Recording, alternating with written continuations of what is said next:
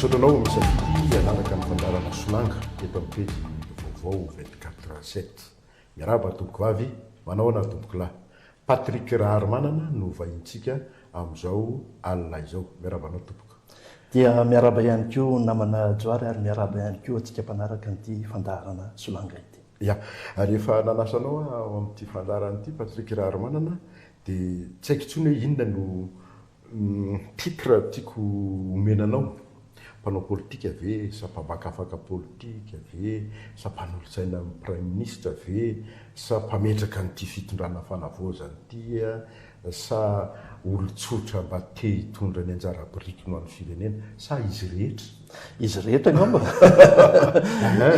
Tsika moa zany efa ela teo amin'ny sehatra politika namana Joary, efa 10 taona mahery.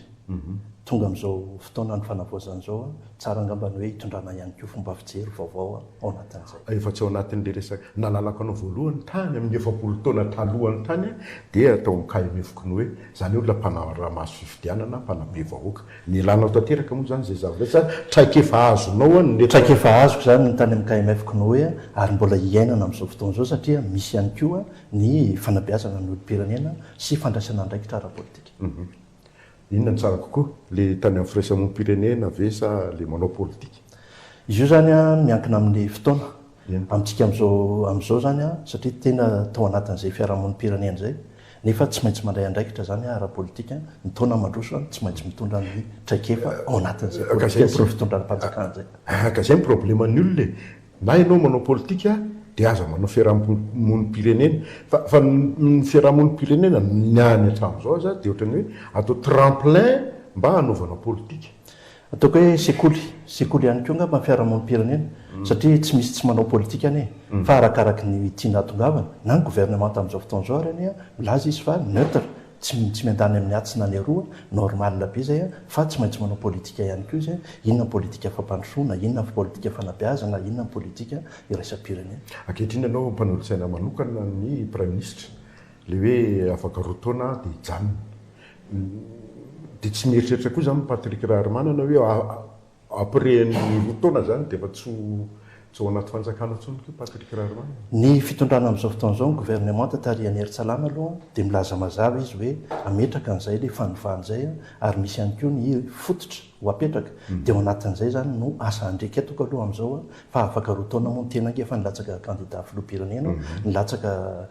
candidat ihany koa tany amin'ny commune hita eo afaka roa taona hoe inona ny lalana isorana amin'izay. Raha ohatra ve hoe ametraka ao izy ianao ametraka fototra ka tonga izay filoham-pirenena ho avy eo tsy le fototra napetrany dia ahoana? Zay mahatonga anay no hoe manolotsaina marina hoe tsy manapa-kevitra zay nefa kosa be dia be zany ny hevitra avy any amin'ny vahoaka indrindra fa hoe tsika mpijery tsika mpanaraka ny fandaharana amin'izao zay mahasolanga moa hoe ndao resahana hoe ahoana ny fanavaozana tsy maintsy ary tokony apetraka eto amin'ny firenena anjaranay zany no manolotra an'izay amin'ny prime ministre sy mety ho hitan'ny filohan'ny fanavaozana ihany koa zay. Eny hoa ekaiko anie zay fa le hoe ametraka fototra nareo anina ka tika filoham-pirenena hafa mihitsy ny tonga eo tsy miraharaha zay zatra napetraka reo dia ahoana? Zay nge nilaintsika n'ilay hoe fionam-be-pirenena ary famatorana zany hoe inona ny zavatra resahana any amin'ny fionam-be-pirenena dia mijerena hoe ara-toekarena, jerena ny ara-politika, jerena ny ara-pifidianana sy ny ara-tsosialy dia zay filoha ho tonga eo zany na iza tokony ho zay zany no apetraka ary zary manentana mihitsy hoe ataovy ao anatin'ny lalam-panorenana mihitsy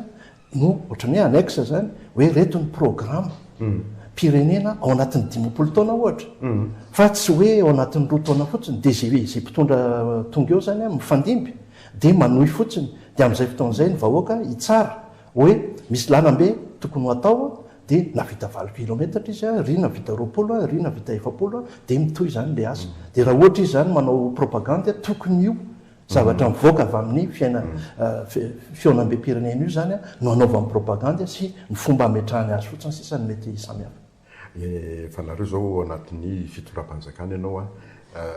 manomana ve nareo ao anaty fitondram-panjakana hoe mba ho sika ato anaty fanjakana ihany no ho landy? Raha ny lalatsaina omen'ny prime ministre Hery-Tsalama aloha dia hoe mijanona neutre zany hoe tsy momba ny atsy tsy momba ny aroa zay zany ny lalatsaina hoentinay amin'izao fotoana izao hoe izy moa le atsy sy ny aroa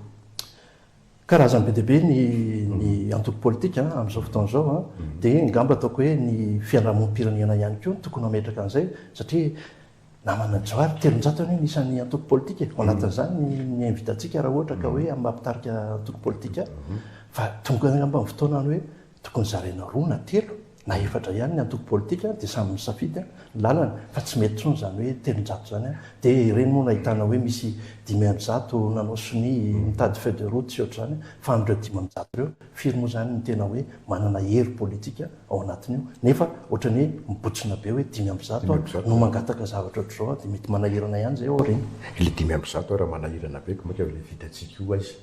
vitatsika zay no natonga raha za mihitsy zany mametraka an'le izy dia hoe aleo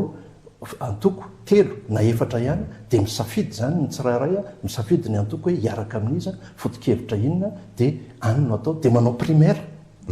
tsy za zany manolo tena hoe za ho candidat fa ao anatin'io antoko no mametraka ny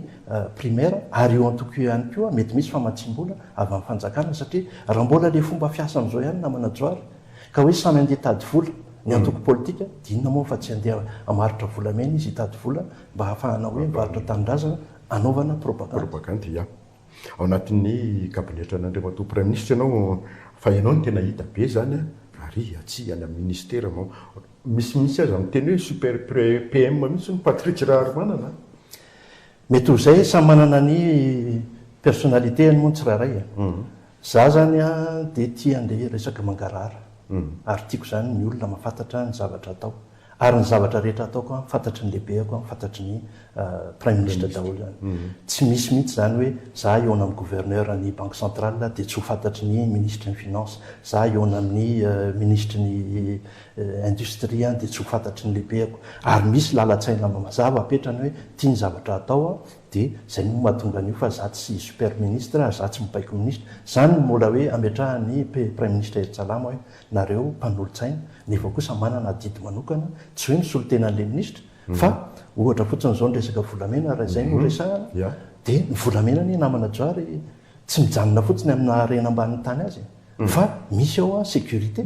misy ao gendarmerie mivoaka io any amin'ny anivato dia tafiditra mipafy misy vola io alaina amin'ny ristorina tafiditra ministère en finance misy vola io mandeha any amin'ny commune tafiditra ministère en décentralisation ary raha ohatra anao ka mitrandraka volamena dia amotika ianao any zavaboary dia misy ministre ny fiarovana ny arena ny zavaboary indray tafiditra ao anatiny zany hoe misy karazany be deabe zany le ministère anjaran'ny aty amin'ny primature zany manome tosika herintsika hoe ampidiro amin'ny ara-dalàna io asa volamena io zay mety ahitana roa ana hoe etsero fa tsy super ministre hita etsero fa le any amin'le misy vola sy arena ihany ny tena hitananao koa matetika volamena arena kibon-tany mety eo amin'le formation de base satria za ingénieur hydraulique ary nanao ihany koa ny informatique dia mety mipetraka ihany koa ny hoe mety mitady karazana raha heritra mafimafy loha angamba ny prime ministre hoe satria 100 millions de dollars ange ny enjeu anatin'ny volamena ary misy 20 tonnes 15-20 tonnes le izy misy karazan'olona be deabe zay tsy maintsy edivana amin'ny kolikoly za moa fantatry ny maro hoe tsy mandefitra mihitsy amin'ny resaka kolikoly dia isaorako amin'ny prime ministre nametraka zay fitokisan'izay hoe tsisy kolikoly ty raharaha ty aza manatona mihitsy raha vo resaka hoe anao kolikoly momba ny volamena entre ny prime ministre entre mahazo arivo sy avoloa manao na fijery ny raha ary manana Patrick hatreto aloha ny lalatsaina mitovy totrany hoe osoloana mantsy ny prime ministre atoa tsy mahita an'izay aloha za hatreto ary tsy hoe satria za membre de cabinet dia hoe miaro fahatany fotsiny ny prime ministre fa izy zany aloha dia olona mahitsy fiasa fa manara-dalàna izy zay zany ny anazy dia izy ihany koa zany mametraka hoe ndaotsika ametraka ny fototra eto amin'ny firenena zay ho dimbiasany zay mitondra fa hatreto aloha tsy misy olana eo amin'ny izy dimy mirahalahy indrindrandrindra moa fa ny colonel Michael sy ny prime ministre anao fa niresera amin'ny colonel Michael efa niresaka tamin'ny colonel Michael izy ny nampiantsoahako amin'io resaka volamena io satria fantany zany ny asako ao anatin'le izy dia izy ny nampiantso manana fomba fijery ihany koa izy ny amin'ny hoe asivo usine ozy izy ny any avaratra ao afovoany any atsimo zany hoe tsy misy volamena mihitsy zany namana joary hoe hoentina atao n'ireny le boatina sardine sy an'ireny fa mba zavatra vita ara-dalàna mihitsy no atao eto ary io le orinasa-mpanjakana mihitsy zany no ajovy dia ny mpamokatra rehetra zany mivarotra amin'ny orinasa-mpanjakana io amin'ny vidiny tsara zany hoe ahazo tombony zany a reto le 10 hetsy sy 3 500 10 hetsy telo tapitrisa mpitrandraka raha ohatra ka fitoarivo fotsiny izy am'izao a no ara-dalàna mifangaro ary moa le resakitsika i Patrick Raharmana ve ny safidy n'olo-tsaina ny prime ministre sa fananina ny safidy ny colonel Mikael prime ministre zany ny antso hoe misy andraikitra tiana apetraka mbola tany velana tamin'izany misy andraikitra tiana apetraka aminao dia fa nazava tamiko tamin'izay ny hoe resaka volamena zay sy ny namana colonel namana moa izy tamin'izany colonel Mikael moa efa ela no fampiresaka ihany koa dia izy tsy nanana olana mihitsy ny hoe za ako aty amin'ny primature za hatramin'izay tsy nitady toerana prime ministre na ministre mihitsy fa mety amiko zany ny fanolotsaina ohatran'izao eo amin'ny prime ministre sy ny président ve tsisy olana fijerinao tsy misy olana aloha ary tena hoe mifandray ny antony nahitako an'izay mako ny zavatra rehetra aty amin'ny gouvernement zany dia mazava tsara mihitsy ny tenin'ny prime ministre fa hoe zay didy sy baiko sy torolalana avy any amin'ny présidence zany no tanterahanay zay navadika OPGE moa zany izy igny mba ho lasa ohatran'ny hoe torolalana sy asa atao eo anivon'ny fanjakana fa manaiky ianao fa prime ministre tsy maintsy fusible président foana mety ho fusible izy fa ozy aho hoe fandraisana andraikitra ny tsirairay mihitsy ange miainga avana amin'ny sefokotany sy hatrany amin'ny commune ary ny district rehetrarehetra zany no tokony hoe hipetraka fa tsy hoe resaka fusible fotsiny fa hoe aiza nyfandraisan'ny tsirairay andraikitra ao anatin'ilay tanatohatry ny fitondram-panjakana hita tatoato ny ady hevitra teo zary sy teny ady hevitra tena ady fahamaliana mihitsy eo aminao sy ny tim sy ny tico mihitsy koa anankiray inona problème atao hoe efa ianao tetena olona niaraka tamin'ny Ravalomanana ihany tamin'ny 2018 ohatra zany ny lalatsaina aloha zany dia ny hoe andao anangana sy anosika ny orinasa ho ara-dalàna inona le hoe orinasa ara-dalàna dia mazava tsara zany fitantanana mazava ny ara-bola ary mandoa etra ara-dalàna idiran'ny vola amin'ny fanjakana za tsy nanonona mihitsy ny anaran'ny tico tamin'izany fa navadiky ny namana ao amin'ny tim moa zany hoe sy ireo le olona manao compte fake moa zany ny lazana zany na compte tsotra hoe Patrick no mibahana mba tsy sokafany tico zange tsy mahana fahefana amin'ny tico fa raha teo ary mbola niteny mihitsy hoe hatramin'ny androany soma namana tsoary tongava ao mitondra ny dossier ny tico ary na dia tsy andraikitra ary zany nga nisy mipotra tsisy mipotra zavatra resaka navadika politika moa izy fantatra ny antony zany inona le antony tsy mahandro maray ny Rahavalomanana tsy mazava ahoana tsika zao nge mialy rajoelona sy ny foronkony nanomboka tamin'ny 2002 ny namana tsoary ianao mahafantatra an'izany ady teo amin'ny Ratsiraka sy Ravalomanana rajoelona Ravalomanana eo foana zany Ravalomanana tsika androany zany misokatra ny lalambe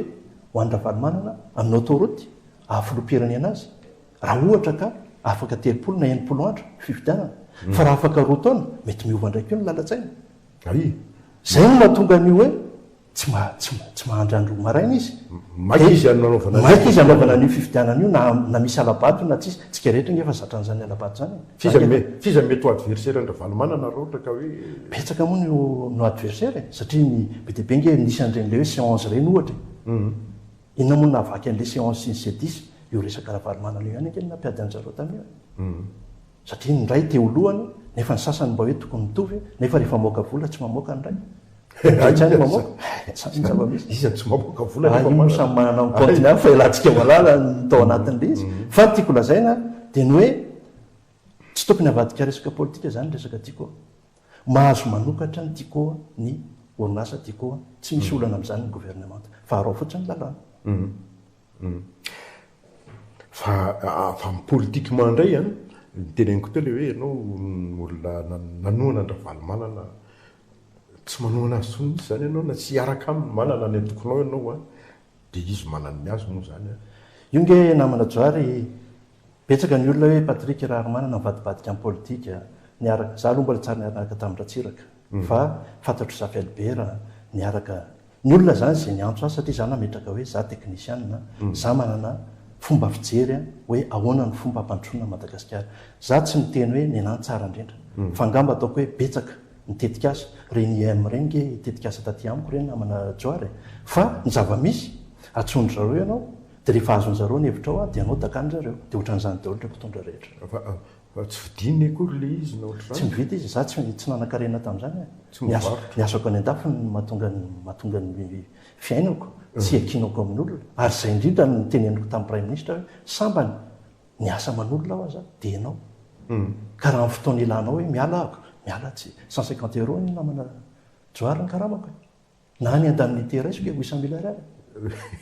carburant-ako anatin'ny herinandro fotsiny efa 600 000 ariary mitety andreo manao an'io asa tsy hoe akory hoe miambo amin'izany fa ny tiako lazaina hoe mitondra ny traikefa ananako aho an'le firenena fa rehefa ozy izy le mpitondra hoe tsy mety aminay tsony kisaka tsisy atao anatin'izay volana vitsivitsy herinandro maromaro na mpanolosaina mahita ve Patrick Raharmana fomba misy voka-tsoa ny asa ataonao misy ny antony a za zao teny vato tonga dia hitanao mihitsy hoe misy fioboana zany ilay fandraisana andraikitra le olona ary tafita le hoe tsy misy kolikoly amin'ity resaka volamena ty za tsy miteny hoe androany tsisy hoe foana le izy satria ny vokatra zany mbola miakatra mbola ny olona nge mivelona amin'io ka raha 20 taonina zany no vokarin'ny olona andeha ho aiza ary le volamena raha ohatra ka tsy avoaka nefa kosa ny président colonel Michael ny teny hoe aleo aloha adio tsara mihitsy zay tsika vao manokatra ny resaka volamena raha efa nisokafana ny arenakibony tany hafa dia ny digitalisation moa zany zao efa vita fa eo ampametrahana azy amin'izay hoe ndao amin'izay atsika andeha hitety an'ireo faritra misy volamena mba ampidirana an'ireo olona misehatra amin'ny volamena ao anatin'ny ara-dalàna zay misy fepitoana ve atongavana amin'izay eritreritra rehetrarehetra zay satria manomboka zao vo manomboka zao ny eritreritra zany dia hoe rehefa mba ny 26 juin ihany kosa rehefa manomboka efa hoe efa mba misehatra amin'io zany ny olona na tsy ny rehetrarehetra satria zavatra sarotra zany hoe olona tsy mahay manoratra izy tsisy réseau tsisy fa tsy reny zany mahasakana satria hoe maro ny tsy mahay manoratra maro ny tsisy réseau maro ny tsisy courant tsisy lalana dia hoe tsy atao fa tsy maintsy atao le izy satria rahantsika malala fa ny banque centrale ny tsy mividy volamena tsy ara-dalàna zany mihitsy andraso aloha mba hampazava amin'ny olona tsy mitovy fahatakarana daholo ny olona mijery atsika Patrick Raharmana ataovy tsotsotra sary tsotsotra hoe ty le mpitrandraka dia mivarotra amin'ny fanjakana dia mifanjakana manodina azy amin'ilay toerana anankitelo dia mifanjakana manondrana azy zay fotsiny le izy zany tsy fotsiny zany tsika amin'izao fotena zao zany misy 10 metsy sy telo tapitrisa reo mpitrandraka tena hoe miditra anaty lavaka 80 mètres 100 mètres any ambany any ventilateur kely tsika ao an-trano io zany no asiana sachet mitondra rivotra any ambany any azotsika ny eritreritra angamba zay mafy zany ny asan'ireo olon'ireo nefa ireo tena mahantra indrindra namana joary eo zany dia efa tokony miditra amin'ny fanjakana hoe ahoana ny amerana sy hoe tia ny vidy amin'ny farany ambany azo ividianan'ny collecteur moa zany ny azy amin'olona azy na ny hoe mpanangobokatra dia iny collecteur iny zany ny tanjona dia hoe andao atao matianina professionnel fa tsy hoe any anaty trano na hôtely na restaurant izy no mikirakira n'le volamena letsy analakely hoe misy mivarotra mividy volamena ve dia fa tena matianina zany ary tsy lafo ane eo amin'ny 10 000 ariary fotsiny ane no mahara-dalàna an'le tena mpitrandraka raha alina isa taona dia milamy misy zay ihany ny anazy dia rehefa tonga indray atao amin'ny collecteur dia maka indray ny ristourna indray ny collecteur ary eo tokony ho tonga saina mihitsy zany ny maire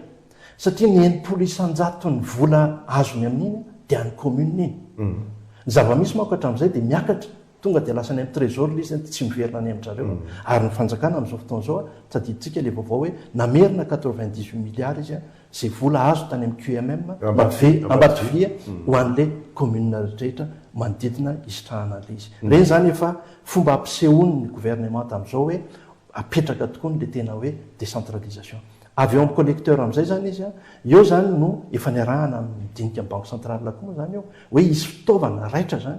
tena hoe amaritana hoe 5% fahadiovan'le volamena sy ny atsarany dia iny no andoavana n'lay le izy dia misy faritra efatra moa no efa eritreretina zao fa mbola eo mpandaniana azy fa ny zava-dehibe dia asiana orinasa malagasy zay orinasa malagasy io no andraisantsika vahoaka anjara afaka hoe miray omby antoka zany ao anatin'io orinasa io a na olotsotra na orinasa malagasy madinika mba hahafahana hoe misitraka ny volamena io zany ny vahoaka malagasy satria namana joary eo amin'ny 3 milliards de dollars eo nke ny vola vahiny tokony ampitiriny volamena io raha 100 millions de dollars ny vola tena hoe vola azo kirakiraina zany ho an'ny fanjakana tsika aza mangataka 10 millions 20 millions de dollars amin'ny banque mondiale mandoalika mihitsy izy miteny hoe tsy maintsy ry ny directeur anjirama nefa tsika manana BDB resaka politika indray tsika aloha aona fijerin-draha ary manana patrika ny Andry Rajoelina filoha teo aloha izay manomboka miseho tsikelikely amin'izao fotoana izao. Ny fahitako azy aloha tokony ampiarina ny lalàna. Misy lalàna zany fanenjehana azy eo iraisam-pirenena. Tokony mijoro amin'ny ara-dalàna foana zany ny fitondrana. Tsy resaka olona ny azy. Ary zay zany mametrahako amin'ny hoe amintsika miteny zao BDB manko manao hoe mbola BDB mifirongony ao anatin'ny gouvernement io, mbola BDB mifirongony voafidy district sy ny taliavana rehetrarehetra. Ny prime ministre amin'izao fotoana zao zany dia nametraka mihitsy hoe manaraka ny lalàntsika. Zany hoe misy procédure amin'izao, misy audit isaky ny ministère. Ary efa misy listra mihitsy ary ny hoe atao IST reto directeur rehetrarehetra. Tsy valifaty zany akory. Tsy valifaty akory. Tsy valifaty akory. Fa raha isitsika zao ohatra ren'le hoe tohadrano. Aiza ny fenitra atao anatin'ireny tohadrano ireny? Le tolongoina io? Vaky. Aiza ny fenitra amin'ireny trano? Lazaina fa manara-penitra ireny? Potika. Zany zavatra rehetrarehetra zany inona ny antony? Satria tsika tsy manaraka an'ilay norme. Nefa ireny norme ireny tokony tafiditra ny anatin'ny cahier de charge ho an'ny appel d'offre. Zavatra misy amin'izao fotoana izao dia eo mpanaovana izay audit zay zany ny fanjakana. Dia arakarak'izay amin'izay no mandeha ny lafin'ny ara-pitsarana, ny raharaha, dia eo zany ny hoe raha ohatra izy ka diso. Ny antony mahatonga an'izany. Tafiditra amin'izany rehetrarehetra zany fa foana daholo foana koa ve Rajoelina? Tafiditra ao anatin'izany izy. Satria ny antony tsotra Rajoelina filoham-pirenena teo aloha no nametraka hoe tsy maintsy mandalo aminy ny fandaniana rehetra mihoatra ny 200 millions ariary, 1 milliard zany. Ny volany Mambravatomanga giaziny any Maurice ary efa mihoatra ny 50 millions de dollars. Zany hoe farafaratsany zany indimapolo nanao soni ny vola nomena an'ireo olona eo zany izy. Fantatritsika hoe namana joary fa misy tomobile hoe efa livré any amin'ireny ministère tsirairay ireny. Nefa le tomobile tsy tody any. Nefa ny vola efa azo. Zany ange anaovana audit daholo tsy anjarako mitena zany fa ny Cour des comptes moa zao manao audit. Tsy azoko vola hoe mividy tomobile fanjakana dia le tomobile tsy tonga akory fa vola efa lasa. Misy an'izany misy an'izany. Ary misy ohatra tsotra. Namana joary efa manana karapanondro biometrika ve ianao? Tsisy ozy ianao? Mbola izy mbola vao nanomboka azy io colonel Michael farany teo. Nefa mivola amin'iny fa voaloha. Ary lazaina fa efa vita daholo malagasy 30 tapitrisa. Na ianao na zaho samy tsy manana, na tsika mijery samy tsy manana. Ohatra. Resaka diplomasia indray, Eswatini Andry Rajoelina koropaka mihitsy nareo tao fitondrana tamin'ilay izy hoe tena fa ahoana tsy mety zao. Tena tsy mety kosa ve reny fihetsika ireny indrindra fa nataony ny Eswatini. Misy ange le fifandraisana iraisam-pirenena. Ohatra hoe ny SADC, misy ny OUA, misy ny ONU, ary azadino ty fitondrana ity zany zay tarihan'ny colonel tena nao fianianana tamin'ny lalam-panorenana zay natrehandreo masivo iraisam-pirenena amin'ny ankapobeny. Ny dikan'izay zavatra zay zany ity fitondrana ity no fitondrana eken'ny lalam-panorenana eto amintsika. Nefa ny titre hoentiny ihany dia mbola hoe Andry Rajoelina filoham-pirenena. Raha Andry Rajoelina fotsiny ange no hoe ny raisinay satria raha fiangonana amin'izareo na mitovitovy firehana amin'izareo samy mpanjaka any tsisy niditra tamin'izany. Fa hoe Andry Rajoelina filohan'ny Madagasikara. Zay ny tsy ekeny. Fa ankoatran'izay ary faharoan'izay efa misy fanenjehana azy iraisam-pirenena. Zay Madagasikara azadino colonel Michael ny tokony filohan'ny SADC fa izy ny teny hoe zaho tsy anao an'io. dia rehefa zareo no mitondra n'le sadeka dia lasa hoe andao asiana fampiresahana indray raha za manokana aloha dia tokony mipetraka mazava tsara ny hoe raha teony tsy mahany nationalité malagasy tsony Andry Rajoelina araky ny fanapahana izay nisoniavy ny prime ministre tamin'ny zay ny fanapahana voalohany indray isany voalohany mihitsy voalohany farany dia mbola mitokodina amin'ny Andry Rajoelina ihany zany dia ialako tsy ny ty fiteniko te tonga dia maloloya ny fitondram-panjakana sy ny pomba azy amin'izao fotoana vao mihetsika Rajoelina dia misy mpanakiana ihany koa izy rehefa niresaka tamin'ny vahoaka ny Tomasina sy ny vahoaka malagasy taorinan'ny rivo-doza hoe efa ahoana zao tsy manandrotsony mihitsy ve le olona mba hiresaka amin'ny malagasy afaka miresaka ny izy fa izy zany mametraka ny tenany foana le hoe filoha-pirenena raha ny tena izy hoe filoha tany aloha za zany tsy te hampitovy azy amin'ny hoe Raminabila hoe injehana fa nazanona tsy zany namon'olona izy nangalatra izy iarahany rehetrarehetra marina hoe mbola tsy nisy didi-pitsarana fa matoa mandeha ny sarza ekeny rehetrarehetra ary maro hoe tsy mety kosa zany dia iny olona iny ndray ve zany no andeha hananatra anao sy hoe andeha ekeko mihitsy amin'ny mahasamy malagasy na za zao ary mba hoe mitondra ny fakaherezana ho an'ny vahoaka ny Tomasina misy ihany koa ny taty Antananarivo na ataontsika hoe vitsivitsy amin'Arivony ihany koa tany Mazanga koa tsy tany Mazanga izy ary mbola izy manao tapody foy any Tuliaro indray zao le fa ao anatin'izay zany no mametraka ny hoe nahoana kosa moa zany no afangaro amin'ny resaka politika foana lay amin'ny maha-olona azy nefa olona nanao tsy mety teto amin'ny firenena tokony tsaraina izy ary ny fitsarana zany miandry azy ka raha ohatra izy tonga eto Madagasikara tongava soa tompokolahy fa dia miandry anao ny fitsarana farany indrindra no avy politika amin'ny Patrick Rarimana aloha zany dia mirosatra any amin'ny resaka politika androany aloha za manana mission zany hoe manolo-tsaina amin'ny prime ministre ary tsy miandany amin'ny atsa tsy miandany amin'ny roa tonga mony fotoana hoe tsy maintsy hilatsaka ve dia dinihana miaraka amin'ny namana rehetra eo araky ny teniko teo ataovy antoko politika anankitelo efatra dia iny antoko lehibe iny no manao primaire hoe iza manolotra candidat ka raha ohatra moa hoe tafiditra ao anatin'izay afa izy ampanao politika na toko politika akaiky anao zao hoe tokony hikambanany vitatsika io ny aloha raha ny fahitako azy dia ny antoko politika libéral zany tena hoe mety amiko zany tsy mahadiso ahy mihitsy ny hoe anao resaka any amin'ny hoe sosialy fa amiko zany tokony hamokatra Madagasikara ary ny arenany malagasy zany no afahantsika hoe mampandroso atsika amin'ny rasiny lafiny raisam-pirenena dia mazava ho azy tsy maintsy mijery ny resaka géopolitique tsika satria amin'izao fotoana zao misy moa ny filazana hoe ahiditra amin'ny BRICS ve tsika sa hiantsinanantsika sa ho any amin'ny Russie sy ny ohatran'izany amiko aloha Madagasikara tokony hifehy an'ity ranomasombe Madagasikara moa ny atsoka azy dia ao anatin'izay tsika mametraka ny géopolitique atsika sotranao mankasitraka anjira namana Johary Voajanahary ary misaotra antsika ihany koa nanaraka ny fandarana solanga zao arivo zao ianao ny isorana nanaiky ny vahiny isorana ihany koa tsika nanaraka ny fandarana hatramin'ny farany veloma tompoko